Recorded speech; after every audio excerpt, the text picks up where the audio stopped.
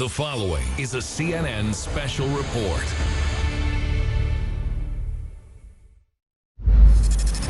This is the North Korea you know. This is the North Korea you've never seen. Stories you've never heard. Is that a legend, or did that actually happen?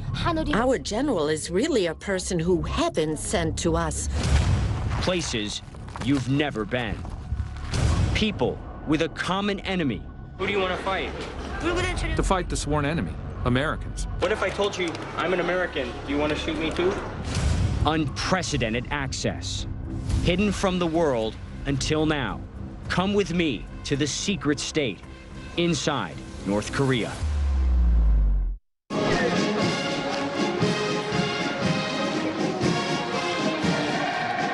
North Korea, a nation holding its nuclear sword over the U.S. and its allies, threatening to strike at any time. A society in a constant state of readiness for war.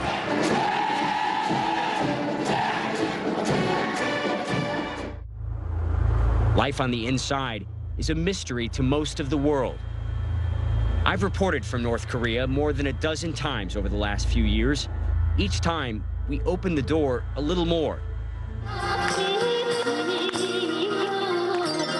and see this country and its people in unexpected ways. Just like this. Yep, even in North Korea, kids love video games. For these 14 and 15-year-olds, these are not just games.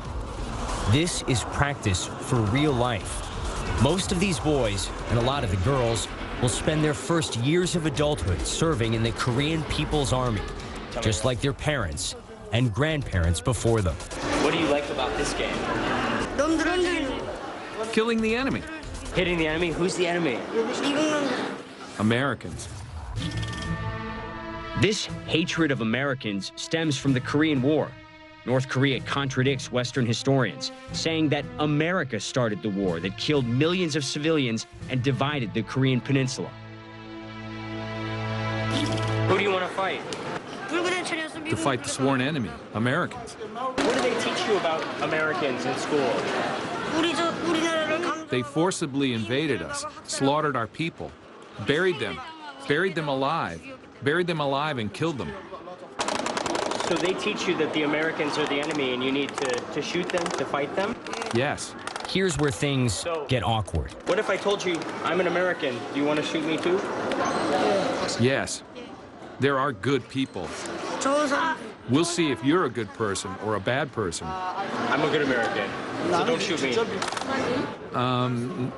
No, I won't shoot. This is the paradox of North Korea. Smiling young people, friendly, polite, even as they tell me how much they hate the United States. From their earliest years, these children are told America could attack at any time, told they must prepare for the next war. In North Korea, government minders watch our every move and restrict what we can film, even if this is what we want to see. High school students horsing around at the beach. I can't help but wonder, what do they actually know about America? Are you a Portland fan? Are you an NBA fan? No, I just wear it to play sports. Have you ever heard of Portland? Or Haven't heard of it. have you ever seen any American movies or heard any American music? No. Ever heard of Facebook or Twitter or Instagram? No, not at all. These teens have been told Americans act and look scary. What would you expect from an American? What would you expect an American to be like? Big nose with a hairy chest. Big nose and hairy chest, huh? Well, I don't have a hairy chest. You tell me, do I have a big nose? With a nose like that, it is sort of. Have you guys ever met an American before? They become visibly uncomfortable when they learn I'm an American. I'm the first one they've ever met. Well, I won't interrupt your game any longer. Thank you very much. It was nice to meet you guys. Next, our government minders want us to see this place. the Songdo-wan International Children's Camp in Wonsan, considered the best in North Korea. Entire school classes compete for a chance to spend 2 weeks at camp. Many of these kids have never seen anything like it. But this is something they know well. The first thing you see when you walk into this camp, this statue. Everything here, just like everywhere else in North Korea, centers around the leaders. These children have been taught a fierce loyalty to their nation's leaders, all members of the Kim family. Photos and statues are everywhere. Songs of praise are staples.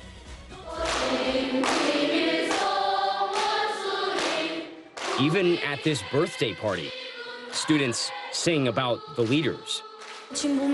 He gives us more love than even our parents can give. Why do you consider your leader Kim Jong-un like your father? He's affectionate and more caring than my own parents. He gives us more love than even our parents could give. Chae Jin-song, who just turned 14, says his own parents can't afford to give him a meal like this. Many of North Korea's 5 million children come from towns and villages where the basics, electricity, clean water, nutritious food, are not always available. I declare I will become a true member of the Children's Union who studies better in order to repay the love of respected leader Kim Jong-un.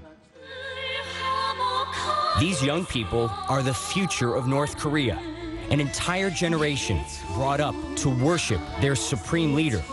No skepticism, no dissent, no questions, only loyalty for life.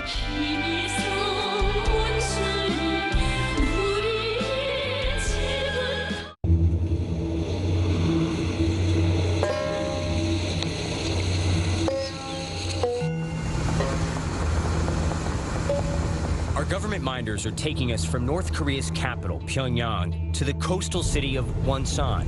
Our 125-mile journey on this bumpy road takes almost 5 hours.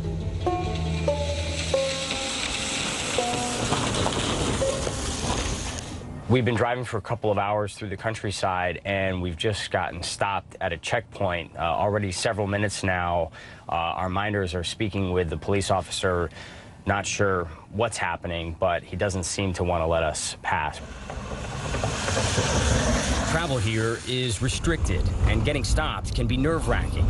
But we're finally allowed to pass. It turns out the concern this time is only about our big van disturbing the roadwork ahead. Driving on, we see men and women laboring in dark tunnels.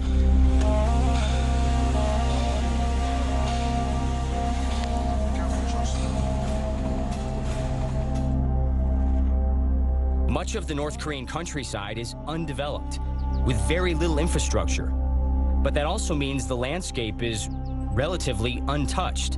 And I must say, the scenery is striking.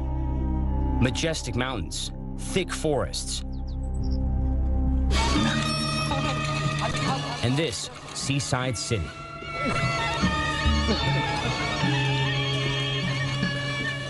We made it here to Wonsan, a mid-sized industrial city, the 5th largest in North Korea, on the East Coast, popular for tourists, known for great seafood, fishing, and something else. Wonsan is one of North Korea's main missile launch sites, and they've been launching missiles at an unprecedented pace. North Korea even has intercontinental ballistic missiles, potentially nuclear capable, and within striking range of the U.S. for the first time ever. In the 1980s, North Korea's founder, President Kim Il-sung, launched the country's first missile.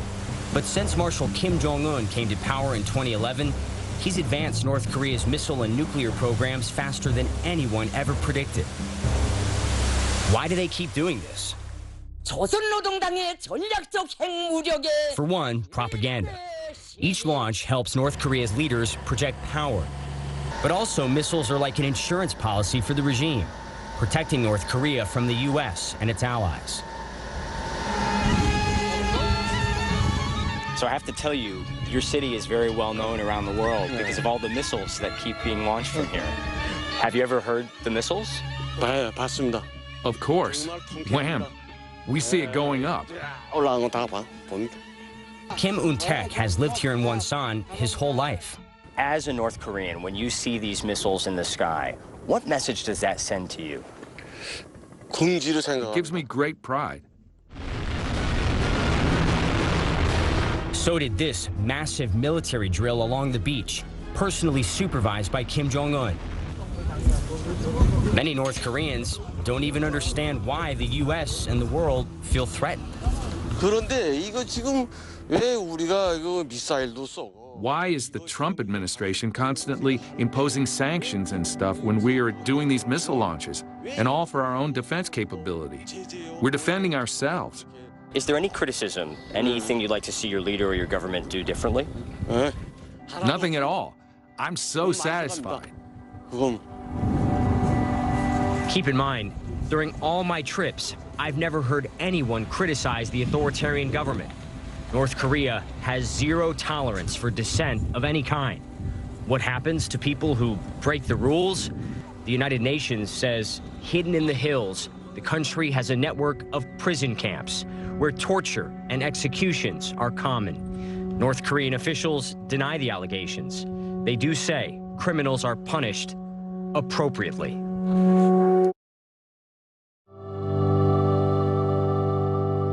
Aside from missiles, one of Wonsan's proudest achievements is a new hydroelectric power plant. We're told the lights in the city stay on for 24 hours a day, a rarity in North Korea. In fact, when we stop for dinner at a tea house miles away from Wonsan, the lights go out within minutes. Nobody seems fazed by it. We dine on wild pheasant by flashlight. North Korea may have mastered launching missiles, but generating electricity is an ongoing struggle.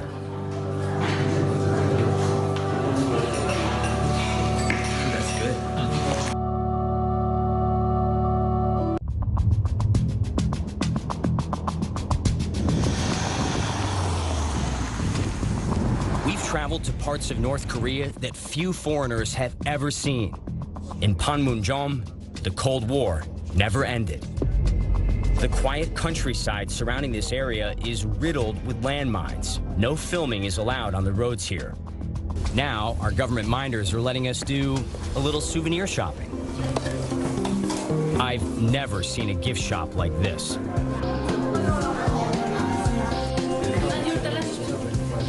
These postcards are some of the most popular items. This one reads, "We will crush the U.S. attempts for a nuclear war." This one, "To the U.S. hard line, we will counter with the ultra hard line." And you can buy them right here. If you think the postcards are intense, wait till you see the posters. You don't need to read Korean to know what this means here, the U.S. Capitol there. Symbolism says it all. Yep, that's the Capitol. And that's a giant fist crushing the U.S. Did you see the American being annihilated by his own missile? I'm sensing a theme here. What makes all of this even more surreal is where we are. The Korean Demilitarized Zone, or DMZ, a place unlike any other in the world. To understand the DMZ, we need to go back to the end of World War II. The Soviets and Americans divided Korea, just like they did Germany. And the Korean War set the two superpowers against each other, with Koreans caught in the middle. 3 million of them died. Technically, the war never ended. An armistice agreement left North and South Korea facing each other down across the 38th parallel, the DMZ. My tour guide is North Korean Lieutenant Colonel Hwang Myung-jin. When you actually live here, does it feel tense? Do you feel like you're on the brink of a war? I think it's not an exaggeration to say we are living at the brink of war, given that we are constantly receiving threats of war. South Korean and American soldiers staring down North Korean soldiers and vice versa. They call this the demilitarized zone, but it's the exact opposite. Both sides have masses of soldiers up and down this heavily fortified border pointing weapons at each other. It's considered one of the most dangerous flashpoints in the world. And it's getting worse. A lot has changed since I came here back in 2015. More nuclear tests, dozens of missile launches. Does it feel more tense now? Yes, we can say the state of affairs is more tense, but it's rather the United States' continued hostile policy against North Korea reaching its peak. If you got the order right now, what would the military do? As soon as we receive the order from our Supreme Commander, we will liberate South Korea, and we will turn the U.S. mainland into a sea of fire. Maybe it's time to change the subject. The Lieutenant Colonel and I are both the same age, 36, but our lives couldn't be more different. Still, we must have some common ground. What's your favorite kind of music? My favorite song is our eternal revolutionary song, the song praising our general, Kim Jong-un.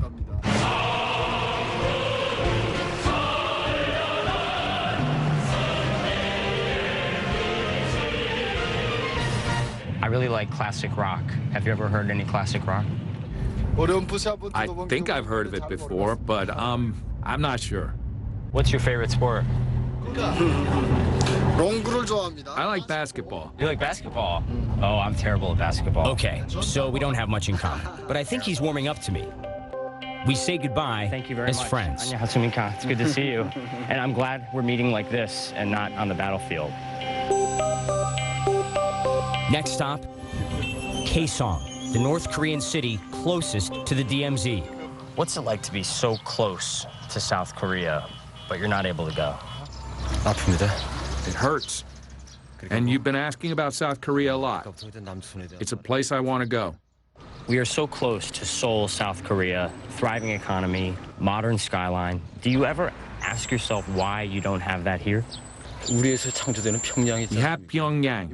It's been built with our own power, our own technology, our own independent economy. How can Seoul compete with that? I can't help but wonder, what would his life be like if his family ended up just a few miles south after the Korean War? Driving back to Pyongyang, I have no idea we're about to experience one of the strangest days I've ever had in North Korea.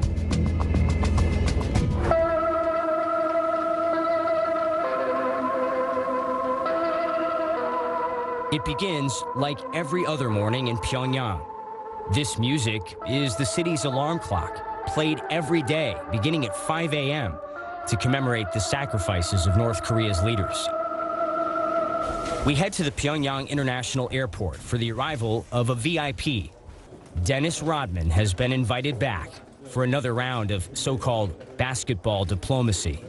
Dennis, are you bringing a message from President Trump to North Korea's Supreme Leader Kim Jong-un? I'm just here to come see some friends and have a good time. Distracted by the Rodman circus, we have no idea a secret handover is happening at the Pyongyang airport. American college student Otto Warmbier is quietly put on a U.S. government plane, a final, sad chapter in a story that began a year and a half ago. Thank you for the government of the DPR Korea for your forgiveness. Warmbier came here on a private sightseeing tour. After a night out on the town to celebrate New Year's Eve, the University of Virginia student was accused of trying to steal a propaganda banner from the wall of his hotel. For that, he got a 15-year sentence. Soon after, mysteriously, he ended up with a brain injury. In North Korea, Otto Warmbier has been released. Let's go straight to our Will Ripley. This was one of the hardest reports I've ever had to give. I'd spoken just weeks earlier with Warmbier's parents.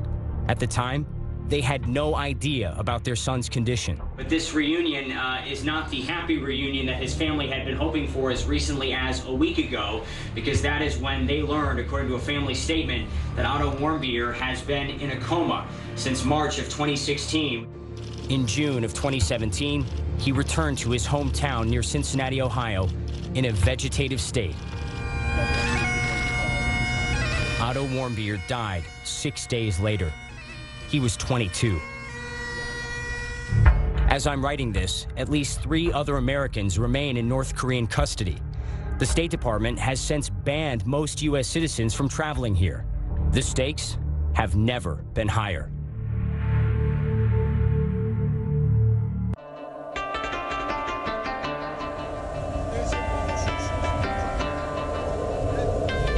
We're heading 40 miles south of Pyongyang to North Hwanghae Province, a place where people are definitely not used to seeing foreigners.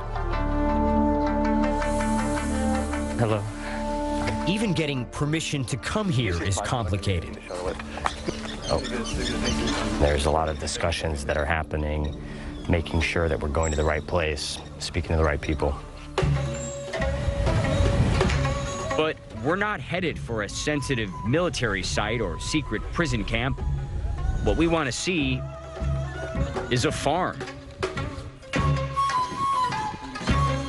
Farming is a sensitive subject in North Korea. The nation still struggles to feed its own people.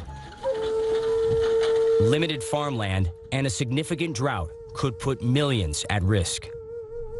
The United Nations World Food Program estimates 70% of the population, nearly 18 million North Koreans, don't have a sufficiently diverse diet. They survive on basic staples, rice, porridge, fermented cabbage called kimchi. Beef, chicken, and pork are often too expensive. This handful of farmers seems to be putting on a demonstration for our benefit.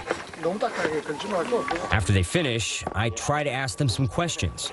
Most of the group is camera shy. But Yoon Myung-gun has plenty to say. The thing I am fond of is, for us farmers, is the land. Just taking care of the land. How long have you been doing this? It's been about 10 years since I came here. What's the farthest that you've ever traveled from home? Not that far. If you could leave North Korea and go to any other place in the world, where would you like to visit? I want to visit the U.S. Her answer surprises me. No North Korean has ever told me they want to visit the United States.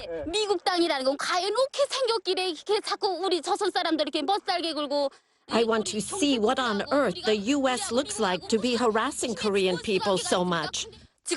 It's so hard for us right now because of it. I really curse the Americans and want to destroy their land. Now, I understand her answer. It's very nice to meet you. I wish you the best.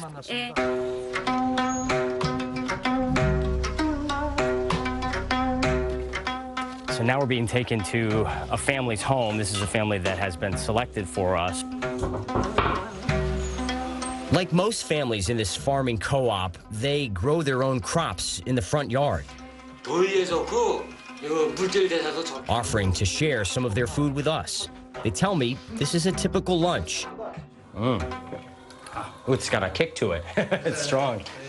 Duck eggs, bean paste, and rice, wrapped in lettuce with garlic and spices. Simple, healthy, delicious. A lot of people in the outside world think that people in North Korea still are starving. How is the food supply now? I ask about a time most North Koreans didn't have enough to eat. The North Korean famine of the late 1990s. Hundreds of thousands, possibly millions of North Koreans died of starvation. We ate tree bark after going up to the mountain for food and wondered just how long we'll have to do this, but it's not a problem now compared to that. This is all homegrown. After farming for a year, we get rice and money to live off of, which is great. This house, I got it for free. Kim Gyo-son gives me a tour. Like every North Korean living room, there are portraits of the late leaders. This is a photo of our family and the general when he came to visit. You have a DVD player here. What kind of DVDs do you like to watch?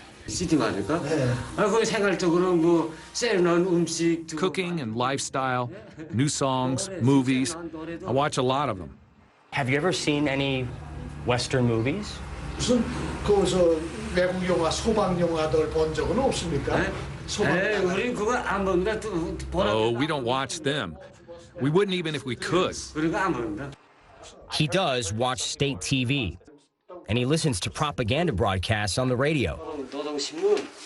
But his favorite ritual, like many of his generation, reading the newspaper. How important is the state media to getting information about what's happening? 대단히 중요합니다. 그건 It's very important. It gets broadcast right away to everyone through television and newspapers on that day. The reaction is amazing. So what do you know about President Trump? What have you heard about him? My opinion from reading the newspaper, I think President Trump is an impulsive person. I think he's impulsive and not calm. And so he's losing the trust of the American people. Trust, something so few Americans have in politicians and the media. But what about here in North Korea? Here, the message is tightly controlled. The leader is almost always the lead story, and there's only one source of information, the government. So you believe everything you read in the paper? Yes, we believe it, 100%. Ask anyone, and they'll give you the same answer. No fake news in North Korea.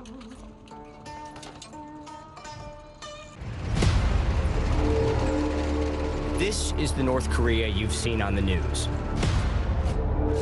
The North Korea they want you to see. Goose-stepping, chest-puffing displays of national unity and military might.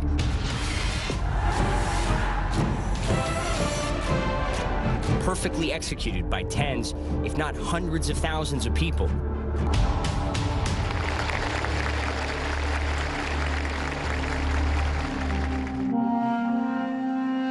What you don't see, countless hours of mandatory practice before work, after school, on Sundays, in the rain and the cold.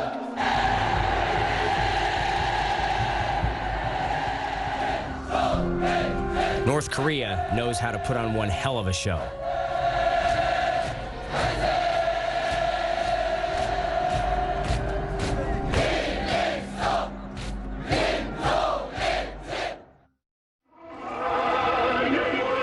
This is a much more modest version.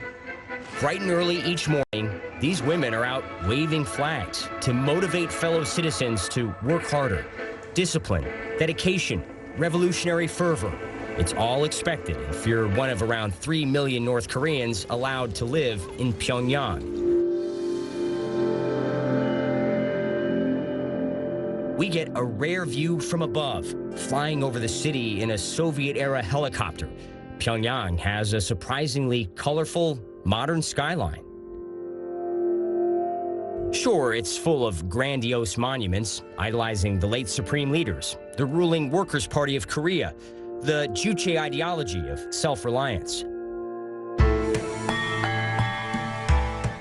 But recent years have seen a slew of new construction projects, futuristic buildings, skyscrapers, all pet projects of their supreme leader, Kim Jong-un.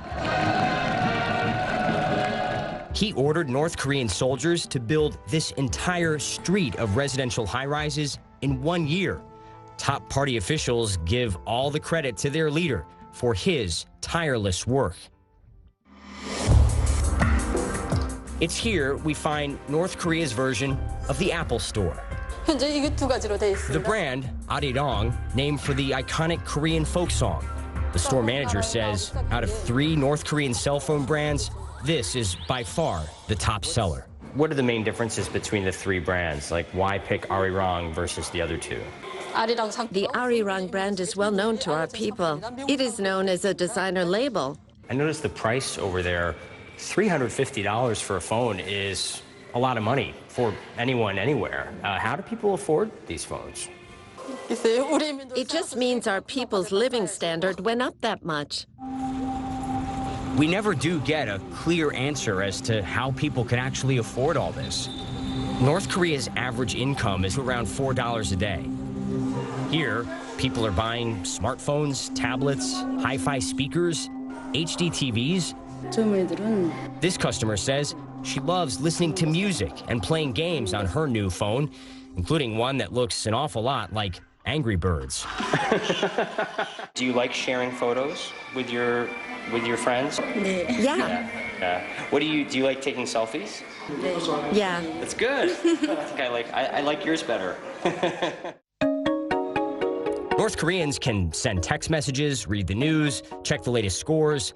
One thing most cannot do, connect to the internet.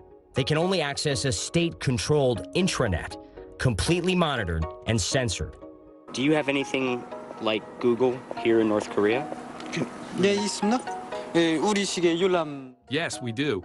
We have our own data search system, our version of Google. It's a search engine. The search results, only government-sanctioned content. What about social media? Do you have anything here like Facebook or Instagram or Twitter, but the North Korean version? Yes, we have it. It's currently only being used on computers, but we're still working on developing it in our own way for cell phones. Next, we visit a North Korean department store where filming is usually strictly forbidden. We see people buying groceries, mostly North Korean products like Taedonggang beer, also plenty of brands you might recognize, usually Chinese imports.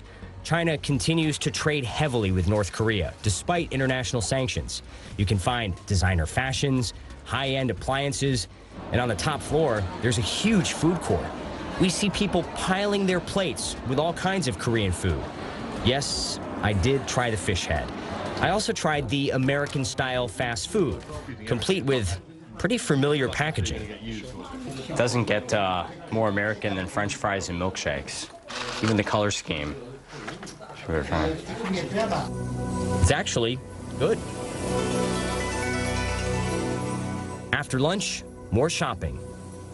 All the art in North Korea is state-sanctioned, which means a lot of landscapes, and plenty of Siberian tigers, considered an unofficial national symbol. Pyongyang has a growing consumer class, and for them, living standards are improving under Kim Jong-un.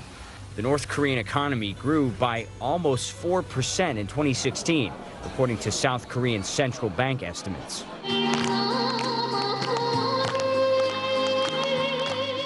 Which means people have more ways to enjoy their rare time off, like this group of factory workers having a picnic and singing karaoke.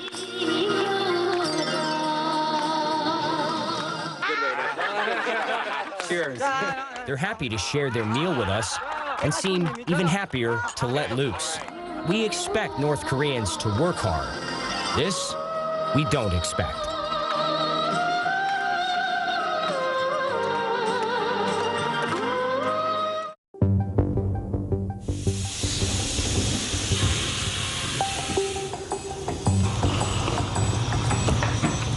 CNN has been reporting from North Korea for more than 25 years.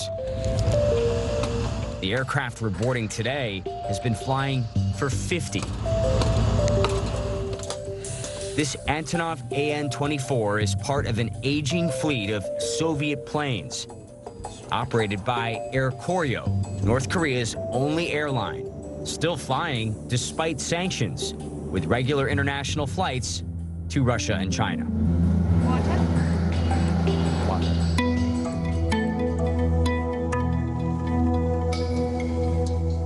Our flight takes us 400 miles north of Pyongyang, to a place CNN has never been allowed before. As a Western journalist, even setting foot here is extraordinary.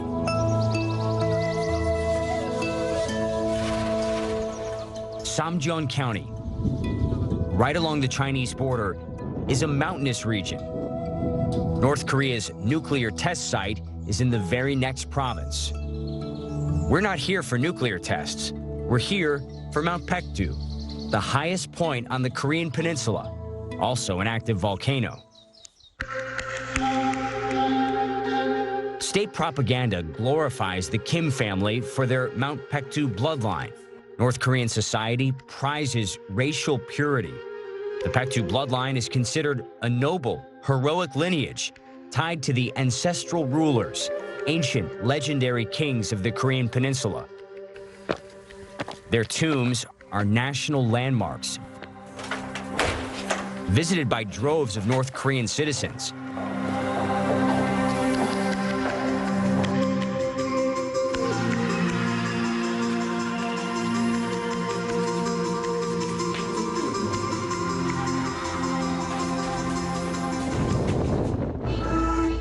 But the ultimate journey is to the mountain itself, still hours away on bumpy dirt roads. We've never been this far inside rural North Korea. Can we take pictures? No? No.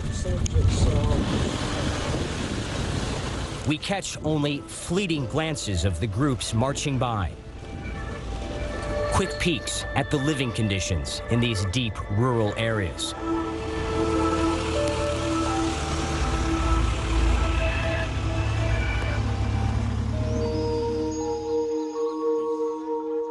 We're allowed to stop just for a few minutes in a tiny farming village.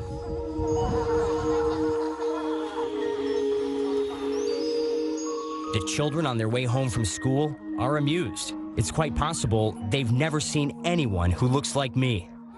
We're looking at them, but they're looking at us as well. Every time I try to take a picture of those girls, they run away.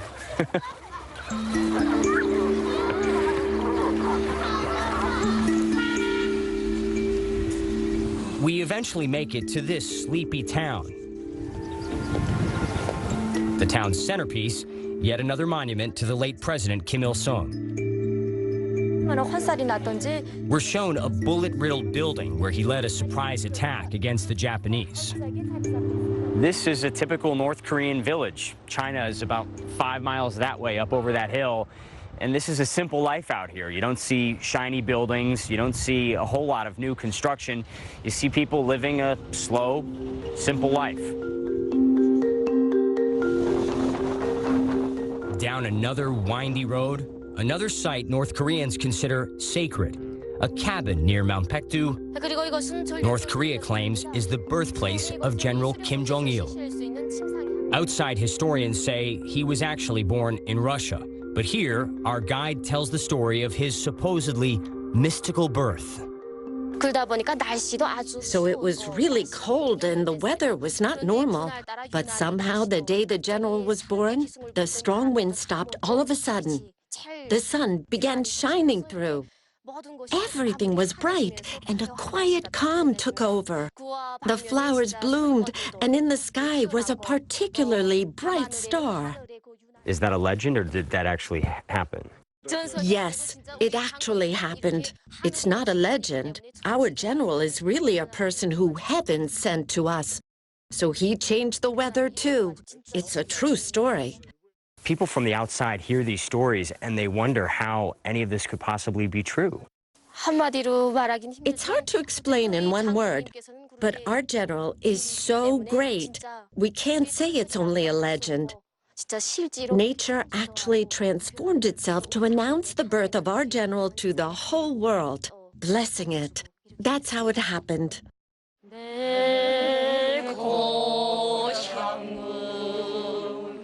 I realize, for North Koreans, this is their faith, just like the Bible, Quran, or Torah. When they come to Mount Paektu, they're making a pilgrimage.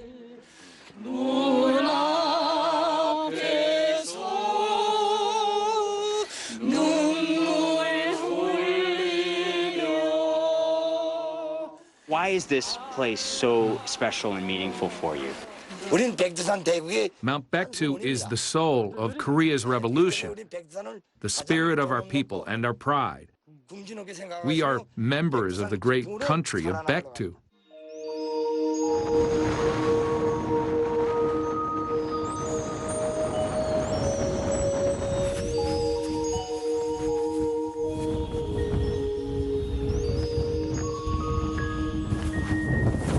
You know, in a lot of ways, this mountain is the way that North Koreans view their lives.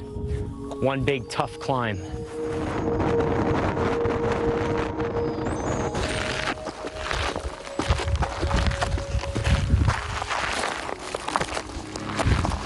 As we reach the top, one of the most breathtaking views I've ever seen.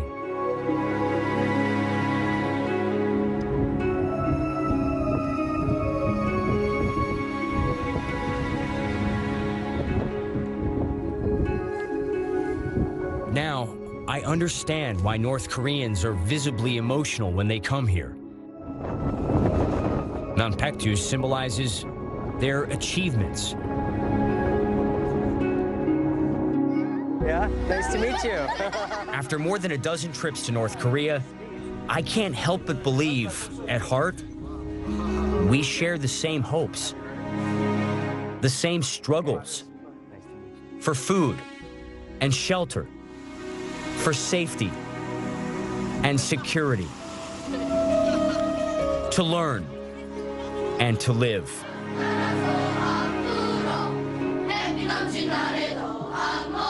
But I wonder, is it all at risk? On September 3rd, North Korea tested its most powerful nuclear weapon ever. North Korea will be met with fire and fury. American officials responded with words of war. He is begging for war. And shows of force. Now, the world waits and watches, uncertain of our common future.